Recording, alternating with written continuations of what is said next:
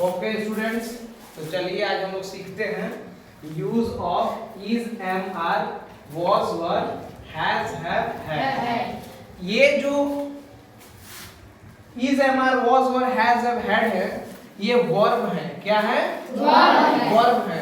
ये वर्ब्स हैं, इनको हेल्पिंग वर्ब भी कह सकते हैं और मेन वर्ब भी कह सकते हैं। जब ये सेंटेंस में अकेले आएंगे तो ये मेन वर्ब के रूप में होंगे। समझ में आ गया? yes, और जब यह किसी और वर्ब के साथ आएंगे तो यह हेल्पिंग वर्ब यानी सहायक क्रिया के रूप में आएंगे। तो इसका हम लोग यूज देखते हैं। पहले भी हम लोग पढ़ चुके हैं। सिंपल प्रेजेंट टेंस और सिंपल पास्ट टेंस की चीजों को बताने के लिए, सेंटेंसेस को बताने के लिए इन वर्ब्स का इस्तेमाल होता है। आइए देखते हैं। इज, एम, आर, जैसा कि मैं पहले बता चुका हूं कि इज जो है सिंगुलर के साथ यूज होता है। SSPP एक रूल होती है जिसके अनुसार singular subject always carries a singular verb. Singular subject यानी एक वचन का जो करता है वह अपने साथ हमेशा एक वचन वाला क्रिया का इस्तेमाल करेगा किसी सेंटेंस को, वाक्य को पूर्ण करने के लिए। आई बात समझ में? जैसे आई एम अ डॉक्टर, मैं एक डॉक्टर हूं। यहाँ जो मैं शब्द है आई, यह अपने आप में अकेला व्यक्ति है, ठीक है। लेकिन आई सिंगुलर होते हुए भी प्लूरल की तरह इस्तेमाल होता है कुछ केसेस में। लेकिन यहाँ आई जो है इसके साथ हमेशा एम आएगा। क्या आएगा? एम। ये फिक्स है। आई के साथ हमेशा एम आता है सिंपल प्रेजेंट टेंस। ठीक उसी प्रकार ही, शी, इट, कोई एक नाम के साथ इज आएगा। जैसे वह एक वकील है, ही इज अ लॉयर।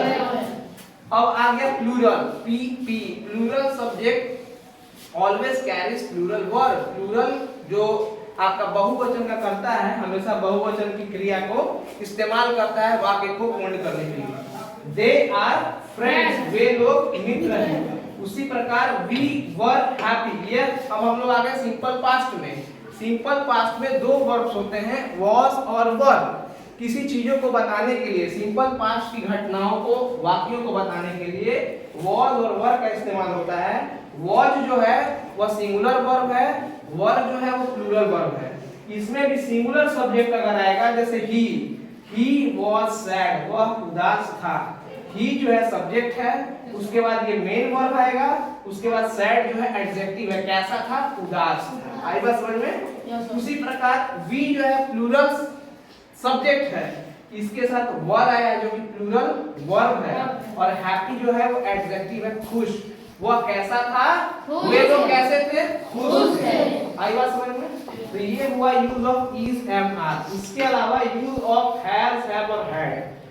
कोई भी वाक्य जो ऐसी जानकारी दे कि उसके पास कुछ चीजें हैं, पास में है, पास में थी, ऐसी चीजें जब उभर कर सामने आती हैं तो उसके साथ हैज और हैव का इस्तेमाल होता है सिंपल प्रेजेंट टेंस के लिए। जैसे मेरे पास 4 गायें हैं।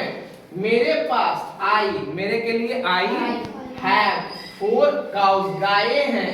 क्योंकि जब 4 है तो ये संख्या बहुवचन में हो जाएगी, तो 4 काउज हो गया। उन लोगों के पास, यहाँ उन लोग जो है वो एक से ज्यादा लोग हैं, प्लूरल है। They have book. सिंगुलर के साथ हैज आता है, प्लूरल के साथ हैव आता है और आई के साथ भी हैव आता है। आई अपने आप में सिंगुलर है लेकिन प्लूरल की तरह ट्रीट होता है, इसलिए आई के साथ भी हैव आया है, दे के साथ भी हैव आया है। लेकिन जैसे ही एक वचन में आएंगे, राम के पास एक गाय थी, तो Ram had a cow. Had जो है ये सभी सब्जेक्ट से फ्री है, चाहे सिंगुलर हो चाहे प्लूरल हो। पास्ट की घटना पास में थी के लिए हैड का इस्तेमाल करते हैं, बहुवचन के लिए भी और सिंगुलर के लिए भी, एक वचन के लिए भी। लेकिन अगर यहाँ राम के पास एक गाय है होता तो यहाँ लिखते राम हैज अ काउ। क्या लिखते? Ram has a cow. समझ में आ गई बात? ओके, तो क्या आपको ये जानकारी हो गई? यहाँ कहीं किसी को दिक्कत नहीं? ये हुआ आपका use of is, am, are, was, were, has, have और had. was, were, is, am, are, has, have और had का इस्तेमाल किसी वाक्य में हम कैसे करते हैं उसकी सारी जानकारी आपको आज इस माध्यम से दी गई है। तो बात समझ